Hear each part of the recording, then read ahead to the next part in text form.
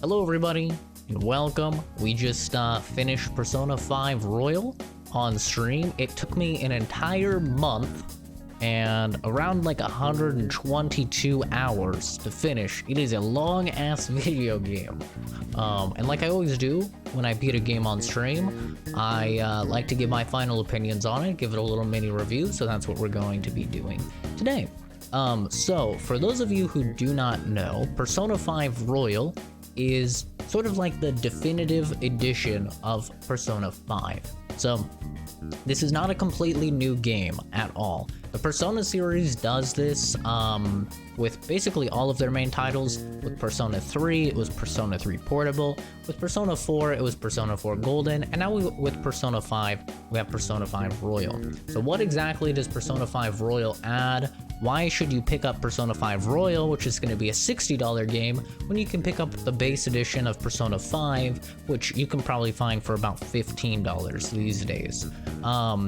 The main addition is that there is another semester added on to the end of the game, which gives you approximately 20-ish hours, 20 to 30 hours depending on your difficulty of extra content. It also gives you the definitive ending, or the true ending to Persona 5, so the Persona 5 Royal ending is indeed the canon ending. Oh no. Is shit playing? I don't know what's going on. I don't know what's happening. Just let it go on. But anyway, you know what? I'll just go ahead and do that. That's even easier. So anyway, it gives you about 20 to 30 extra hours.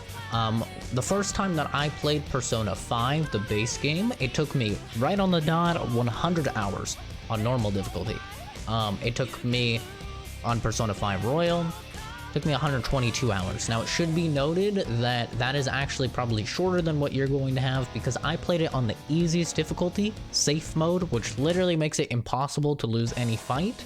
And I did that because I was purely only interested in the story and the differences in the story. I am personally not a fan of turn-based JRPG combat, so I know some people really like that type of combat. I have never been a fan, but I am a big fan of the Persona series. So I tend to play the games purely just for the story, for the social interactions, stuff like that. And I suppose the question at the end of the day becomes, who is Persona 5 Royal for? Who is this game, you know, targeted towards, and should you get Persona 5 Royal or Persona 5? And I believe that this game is purely for two groups of people.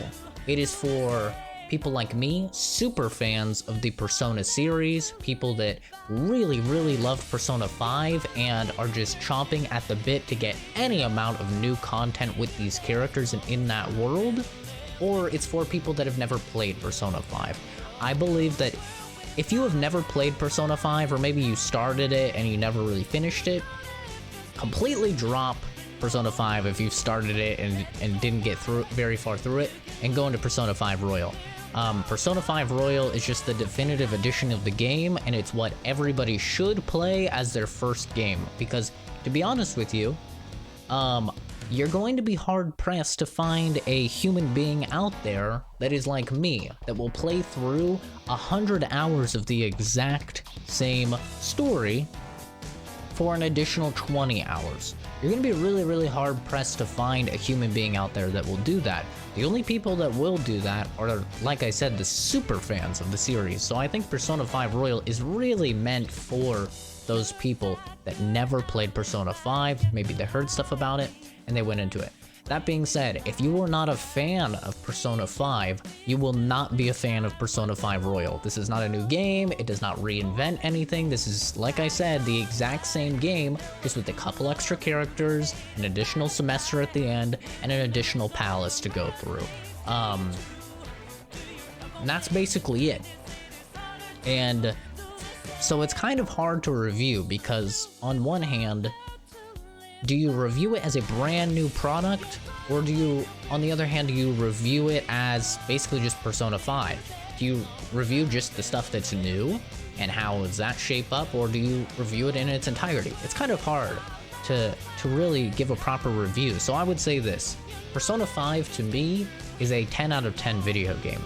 Even with me not liking the JRPG combat and the turn-based combat, everything about Persona 5 is fantastic. As one of the best video game soundtracks ever made, it is truly a masterpiece on all fronts. There are so many bangers that I've listened to driving home from work, or driving to work, or even like working out or doing homework. Amazing soundtrack. Some of the cleanest UI design I've ever seen in a video game. Such slick animation, and the art style in general is just beautiful. Some of the best voice acting out there when it comes to an English dub. I can't talk about the Japanese version because I've never played the Japanese version, but as far as English dubs go for things that are traditionally Japanese, I'd say Persona 5 is one of the best of all time. It is a masterpiece of a dub, and actually several times in Royal when I was streaming it, I just stopped and I was like, that is some really good voice acting. It doesn't really sound like anybody phones it in.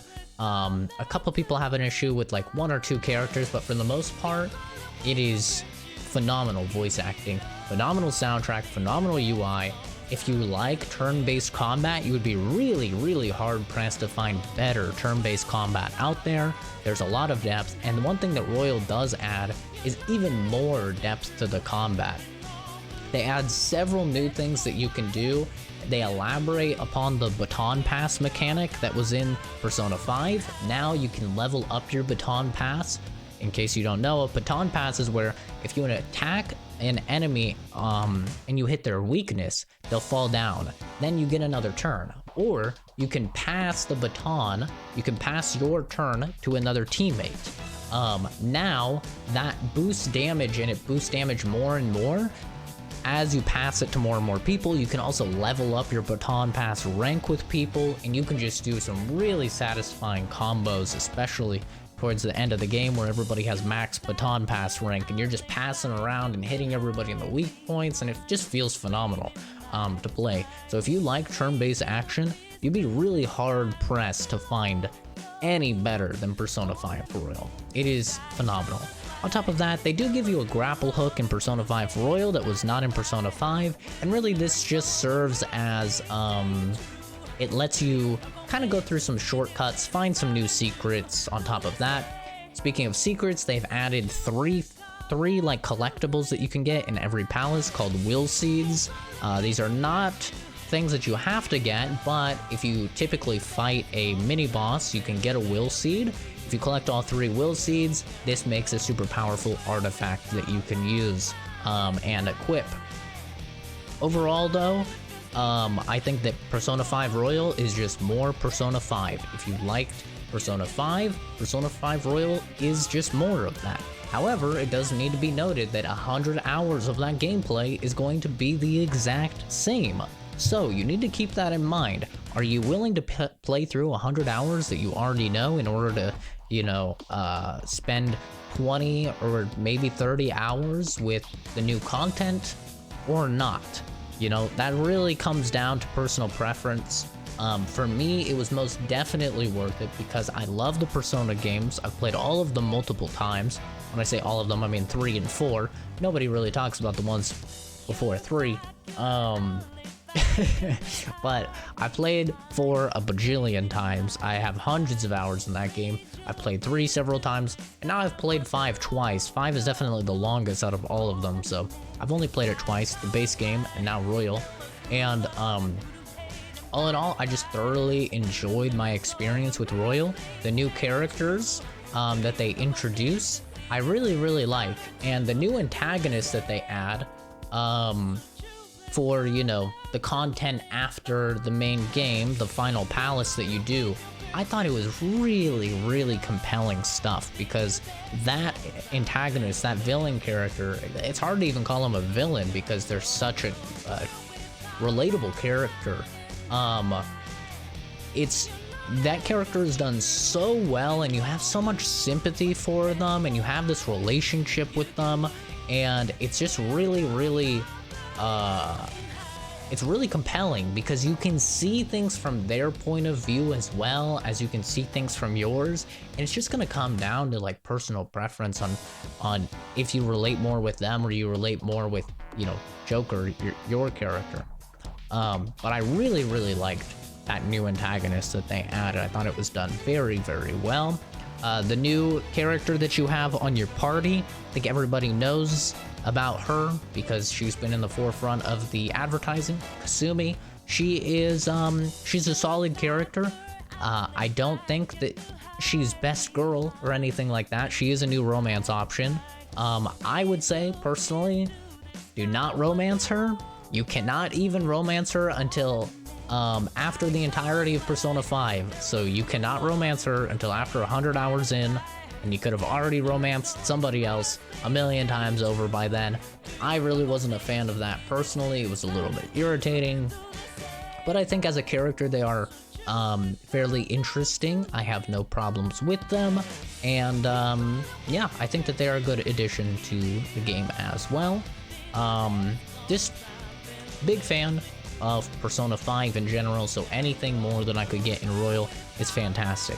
Overall, my rating would personally be a 10 out of 10. I mean, Persona 5 is a 10 out of 10 for me, and this is just the exact same thing, but better. They freshened up some mechanics, they added new songs, they added new characters, they added another semester. It's just more. They added more personas. I mean, it is just more content.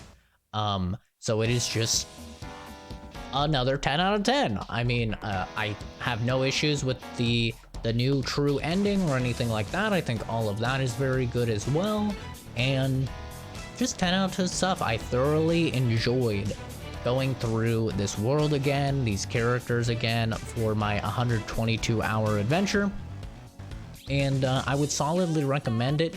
If you're not into JRPGs, I think this is one of the best one to try and get into. If you're not into anime games, this appeals to you as well. If you're not a weeb at all, appeals to you as well. I think this is one of the easiest games to get into of this genre. It is just so compelling. The storyline is phenomenal. The characters are very well done. The English voice acting is top notch, and I think you would be hard pressed to find a better JRPG or a better introduction to the genre than this. It is that good.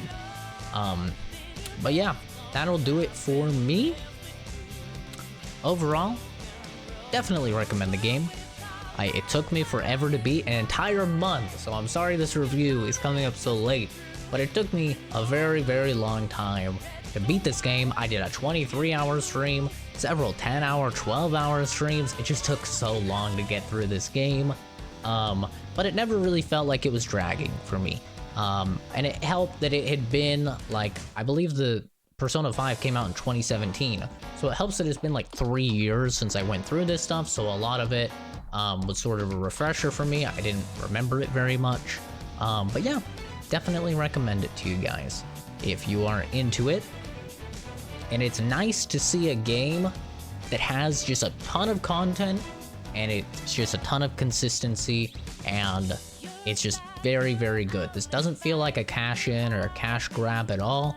They stayed loyal to the characters, they stayed loyal to the storyline, they stayed loyal to the gameplay, and everything that they have added in this is simply additive. Every single thing that they have added simply adds to the experience, and that's something that we don't see a lot of the time in gaming. We see people just adding stuff just to add some extra hours. This is something I've heard a lot of people complain about with Final Fantasy VII Remake, is that there's a lot of stuff that's added that's not very good, but it's just to pad out the length. It's not the case at all in this game.